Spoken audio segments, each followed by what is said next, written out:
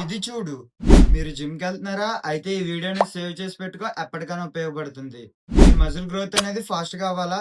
అయితే ఇప్పుడు చెప్పబోయే 5 టిప్స్ అనేవి ఫాలో అయిపోండి. ఫిఫ్త్ టిప్ అనేది చాలా important. Don't skip.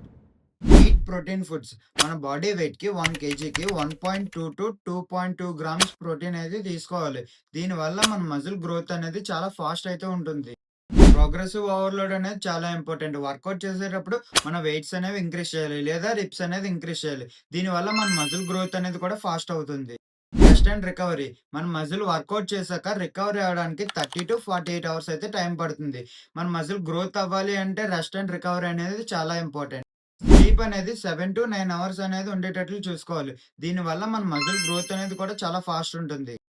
Stay consistency. ఇప్పుడు చెప్పిన 4 టిప్స్ కూడా కన్సిస్టెంట్‌గా చేయడానికైతే ట్రై చేయాలి. దానివల్ల మన రిజల్ట్ బాగుంటుంది. అండ్ మజిల్ గ్రోత్ కూడా చాలా బాగుంటుంది. సో, ఈ వీడియో మీకు యూజ్‌ఫుల్ అనిపిస్తే ఈ ఇన్ఫర్మేషన్ తెలియని మీ ఫ్రెండ్స్‌కైతే షేర్ చేయండి. Thank you. బాయ్.